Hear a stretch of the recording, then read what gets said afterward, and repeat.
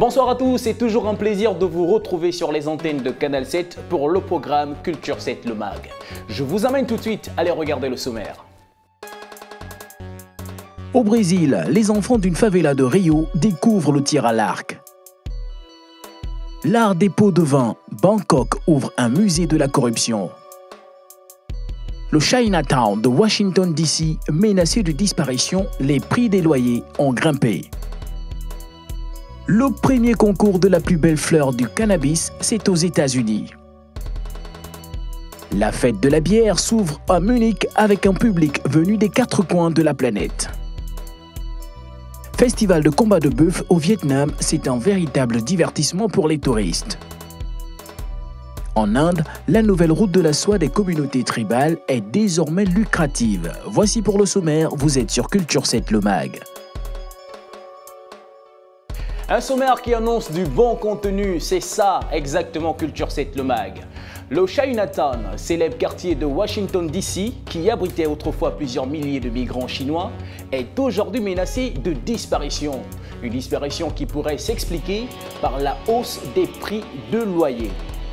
Dans cette même ville de Washington DC a été organisé le premier concours Best Bud de la plus belle fleur de cannabis qui a vu la participation de plusieurs cultivateurs qui se sont affrontés.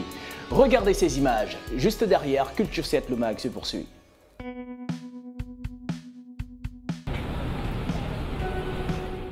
Des inscriptions en chinois en plein centre de la capitale américaine. Dans les années 1990, Chinatown a accueilli jusqu'à 3000 migrants chinois. Aujourd'hui, il n'en reste que 300. Il y a plus de 65 ans, Samuel Wang a quitté la Chine pour y faire des études d'ingénieur. Grâce à l'aide d'autres migrants chinois, il a pu s'adapter à sa nouvelle vie.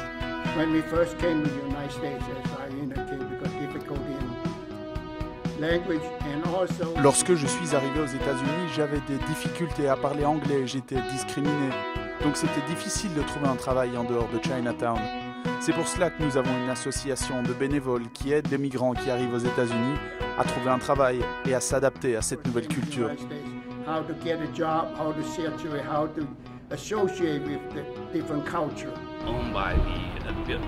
Un migrant chinois sur deux vit dans des appartements comme celui-ci et devra bientôt déménager sans savoir s'ils pourront un jour revenir. La gentrification a touché de plein fouet ce quartier avec des loyers autrefois contrôlés par le gouvernement. Les appartements, vendus au privé, peuvent maintenant atteindre 800 000 $, un prix excessif pour des familles dont le salaire dépasse rarement les 30 000.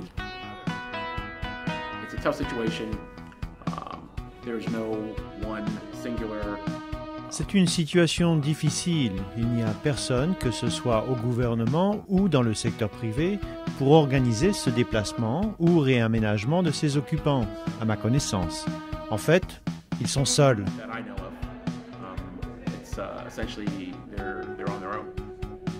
De nouveaux appartements de luxe sont en construction et changent complètement le paysage urbain.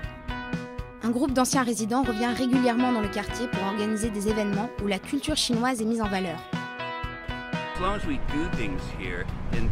Tant que nous ferons des choses ici et que ce quartier reste une référence culturelle, cela donnera des raisons aux gens de revenir, même s'ils ont déménagé, car les deuxième et troisième générations sont partis.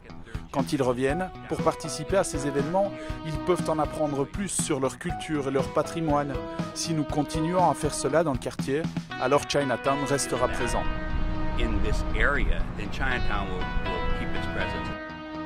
Les Chinois quittent progressivement Chinatown. L'Arche de l'Amitié, construit en 1986, colossal, lui, subsiste.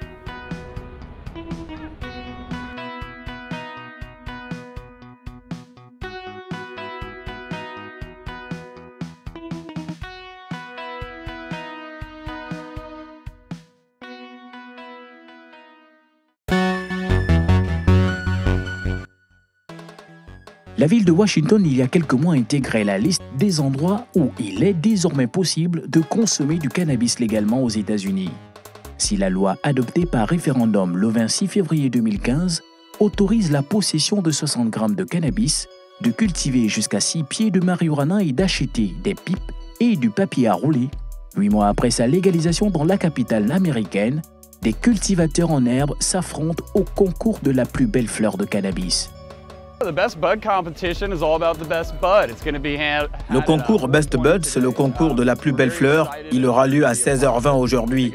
Nous sommes impatients et honorés d'en faire partie. C'est un véritable moment historique ici à Washington, D.C. Nous pensons qu'il y aura de nombreux autres concours dans le futur. Cela montre les efforts des planteurs de cannabis et des jardiniers de Washington pour s'unir.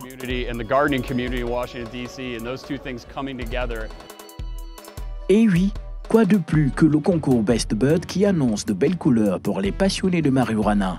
Planteurs de cannabis et jardiniers de Washington vont devoir être notés sur différents critères et y obtenir le mérite qui leur revient.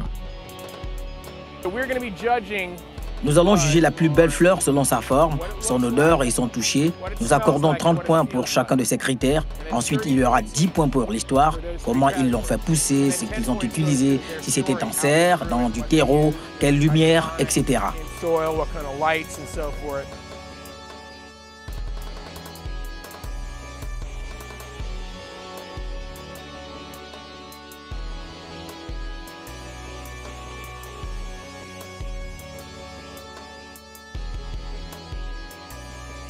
Comprendre et connaître le procédé de culture est un atout qu'offrent les candidats à travers ce concours.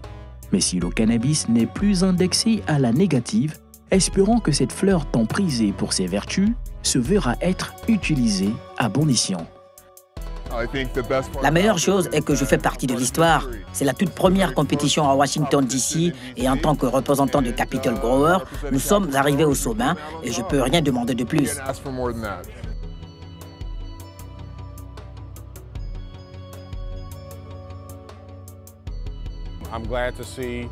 Je suis content qu'il y ait une discrimination du cannabis à Washington, D.C., car cela a ruiné beaucoup de vies.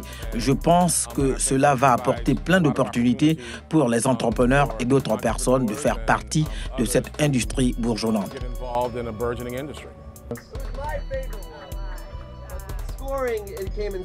Everybody give it up for the Capital OG Chronic.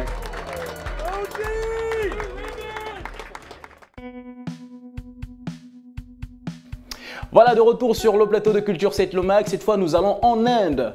Pendant des années, l'élevage de vers à soie n'a apporté que de maigres profits aux communautés tribales. Mais grâce à l'aide de la science et des nouvelles technologies, cette activité ancestrale est en train de devenir une source lucrative de revenus. Pour tous les goûts et de toutes les couleurs. C'est indiscutable, en Inde pour les saris, le choix ne manque pas. Ceux en soie brute à environ 100 € pièce sont particulièrement prisés. C'est très sobre mais très élégant, donc c'est une texture idéale pour une femme active, à porter au bureau ou lors d'une réception. Loin du glamour des boutiques de Delhi, c'est ici que tout commence, dans les forêts de l'Est de l'Inde. Il faut environ 700 cocons pour fabriquer un sari. Depuis des générations, les communautés tribales élèvent les vers, produisant la soie tant convoitée. Les feuilles sont presque toutes mangées maintenant, donc je dois transférer les vers sur un autre arbre. Parce que s'ils descendent pour se nourrir, alors d'autres animaux vont les manger. Un savoir ancestral qui ne suffit plus. Grâce aux nouvelles technologies et avec le soutien d'ONG, les villageois peuvent désormais détecter les maladies chez les papillons et les sélectionner pour améliorer leur rendement face à de récentes difficultés de production. Avec le changement des conditions environnementales, la production de vers à soie diminue de jour en jour et le système traditionnel ne fonctionne plus.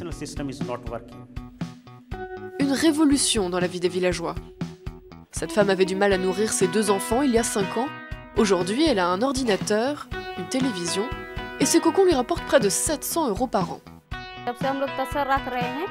Depuis que nous avons commencé à élever ces vers à soie, nous avons pu acheter une bonne maison. Nous portons des vêtements de bonne qualité et les enfants vont à l'école. La plupart des villageois indiens vivent encore essentiellement de l'agriculture. Dans la région, 10 000 familles élèvent des vers à soie en parallèle. Et la marge confortable qu'elles en retirent devrait en pousser d'autres à prendre le chemin de cette nouvelle route de la soie technologique.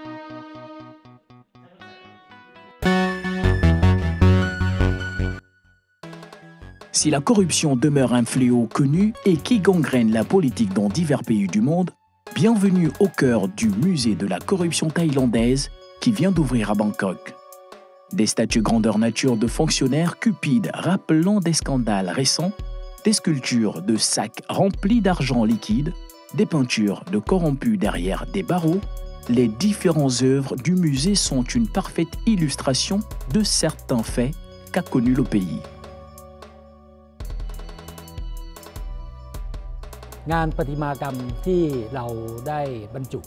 Les sculptures ici au musée de la corruption ont été choisies pour illustrer les affaires bien connues du public. De nos jours, il y a beaucoup d'affaires de corruption, à la fois petites et grandes, dans notre pays.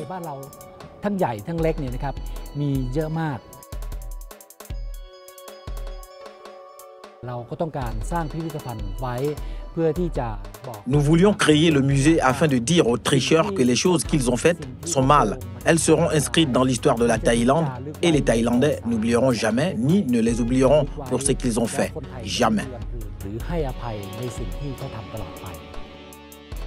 Si les sculptures et statues reflètent quelque peu l'histoire thaïlandaise sur des cas concrets, nombreux sont ceux qui trouvent dans le musée une opportunité de s'insurger contre la corruption en soutenant l'initiative.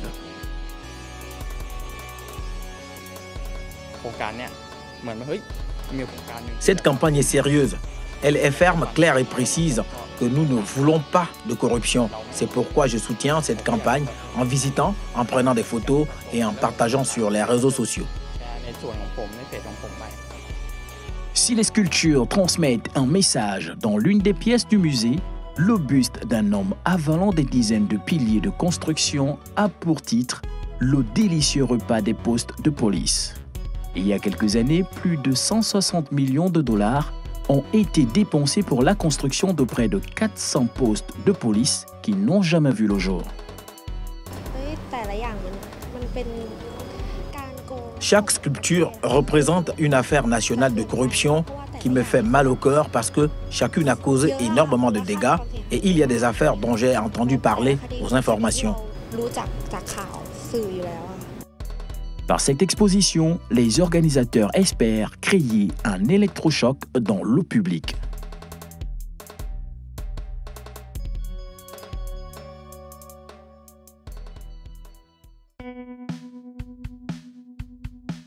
Festival de combat de buffle au Vietnam rassemble du monde à Do Son, véritable moment de divertissement pour les touristes. Regardez ces images. Malgré une pluie battante, des centaines de Vietnamiens viennent assister à des combats de buffle traditionnels à l'occasion d'un festival à Do Son.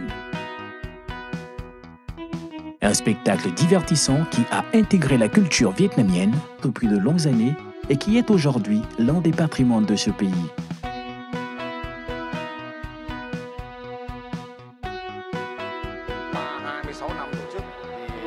Les combats de buffle ont été relancés il y a 26 ans et reconnus patrimoine immatériel national. Au début, il n'y avait que 16 buffles et maintenant, on en est à 32. Selon une légende connue de ce pays, les combats de buffle sont destinés à invoquer la prospérité et le bonheur. Les habitants des villages alentours se pressent pour participer à cette fête. Les rites ont également été relancés dans les 7 temples du district où des cérémonies ont lieu en l'honneur des dieux des villages. Nous prions pour la paix de notre pays, pour notre salut et pour gagner les combats de buffle. Un festival très attractif qui aura fait des heureux parmi les participants et surtout les touristes qui garderont certainement de beaux souvenirs de cet événement. Je suis très heureux, très content.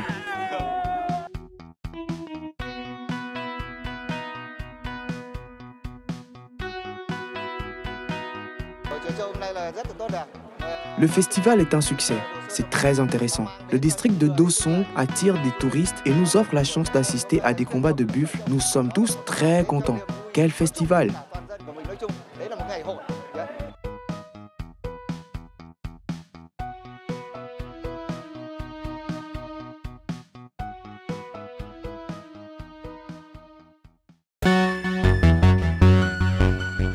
Les enfants d'une favela de Rio de Janeiro découvrent le tir à l'arc, qui pourrait bien sortir des talents parmi eux. Regardez ces images. Les enfants d'une favela de Rio de Janeiro s'essaient au tir à l'arc avec des athlètes olympiques qui s'adonnent à cœur joie à offrir la connaissance de la pratique. Un exercice de plus plaisant qui suscite chez les gamins une réelle motivation. Près d'une trentaine d'enfants découvrent un nouveau sport à 1 an des Jeux Olympiques.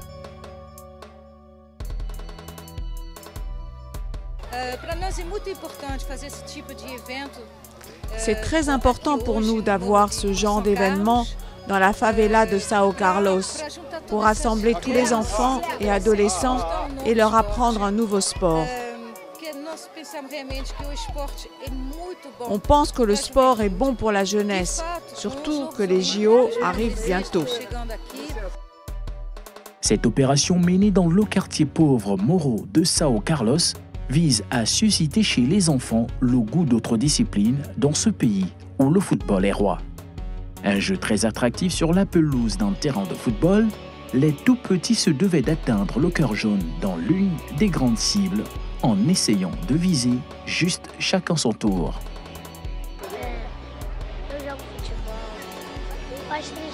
Depuis 3 mois, je joue au foot, mais j'ai beaucoup appris aujourd'hui. S'il y a une école de tir à l'arc, j'aimerais vraiment y aller.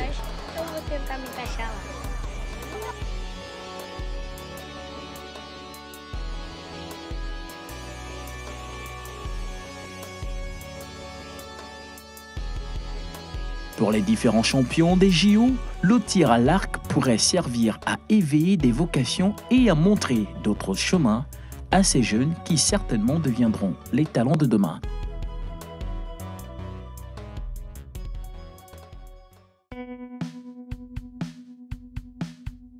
À Munich, la traditionnelle fête de la bière a été ouverte samedi dernier sous l'attente de 400 000 visiteurs pour cette seule journée dans le sud de l'Allemagne.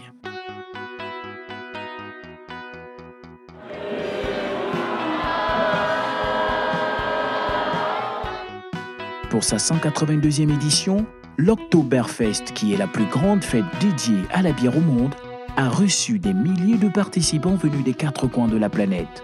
Pour faire la fête comme il se doit, les visiteurs n'ont pas manqué d'adopter la traditionnelle tenue. Culotte de peau et bretelles brodées pour les hommes, corsage plissé et largement décolleté pour les femmes, le tout conçu pour laisser s'épanouir les ventres tendus par la boisson.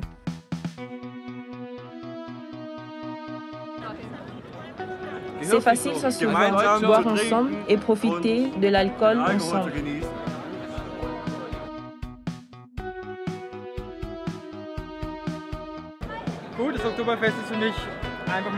Pour moi, l'Oktoberfest, c'est profiter de la vie. Ce sentiment de plaisir, un peu de tradition, rencontrer beaucoup de gens, mais surtout, ce sentiment de profiter de la vie. C'est ça, l'Oktoberfest.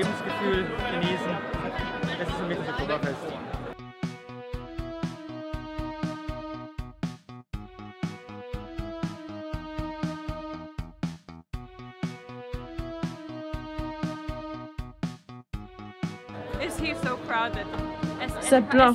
C'est aussi plein qu'à Hong Kong. Et tout le monde porte des costumes spéciaux, comme les robes et les pantalons. C'est très bien. J'aime ça. C'est ma première fois ici. Devenue une véritable tradition en Allemagne, l'Oktoberfest est cette fête populaire où la bière est consommée à volonté.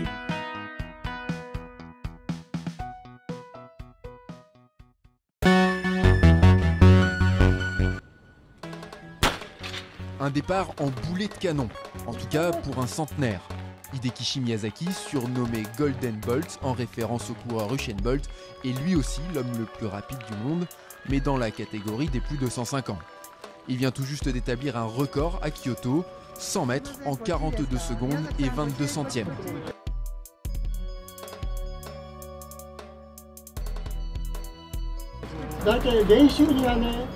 À l'entraînement, j'avais réussi à courir en 36 secondes. Mais le fait de changer de lieu, comme cela, et en étant d'un tempérament peureux, alors là j'ai eu du mal à être aussi bon.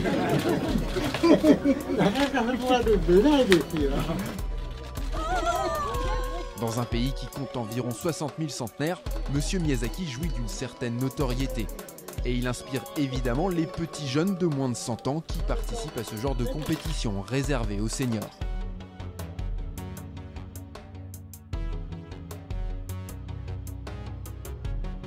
Je cours depuis que je suis jeune, et je cours toujours. Mais ça m'étonnerait d'y arriver encore à 105 ans. Je me demande surtout si je serai encore vivant. En sportif accompli, l'inépuisable retraité participe également au concours de lancer de poids. Avec 3,25 m, pas de record à la clé cette fois, mais les spectateurs sont conquis. On a beau être dans le pays de la longévité, j'ai vraiment été stupéfaite de le voir courir et participer au lancer de poids à son âge. Monsieur Miyazaki n'a décidément peur de rien. Du haut de son mètre 52 pour 42 kg, il vient à nouveau de provoquer Usain Bolt en duel sur 100 mètres, comme il l'avait déjà fait plusieurs fois. Mais le champion jamaïcain n'a toujours pas osé relever le défi.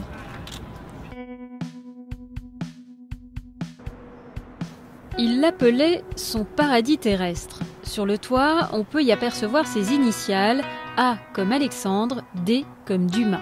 Niché sur un coteau du port Marly à l'ouest de Paris, ce palais néo-renaissance est à l'image de son illustre propriétaire.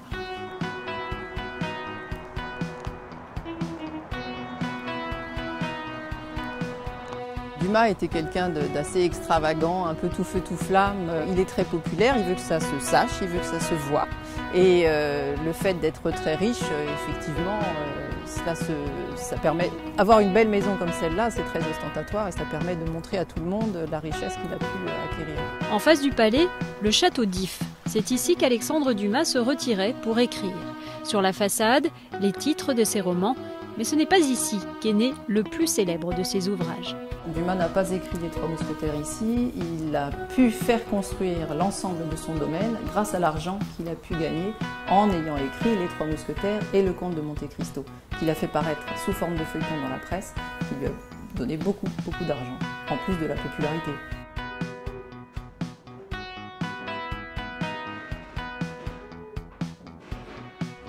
Une fortune vite dilapidée car Alexandre Dumas dépensait sans compter. En 1849, soit 3 ans à peine après l'avoir construit, il est contraint de vendre le château pour une somme dérisoire. Sauvé de la démolition il y a 45 ans, le château est devenu un musée, mais aujourd'hui, il est à nouveau menacé. On peut voir ici qu'on peut passer le doigt au travers, tout est bombé. Comme l'eau est vraiment omniprésente dans le domaine, le terrain est gorgé de sources, et il est évident que l'eau arrive en masse vers le château. Il faut à tout prix le protéger pour que nous puissions le conserver encore longtemps et le léguer aux générations futures. Le musée a lancé une souscription pour rénover le paradis d'Alexandre Dumas. Plus de 900 000 € sont nécessaires pour qu'il retrouve sa splendeur. La moitié de la somme est acquise. Pour le reste, avis aux généreux mousquetaires.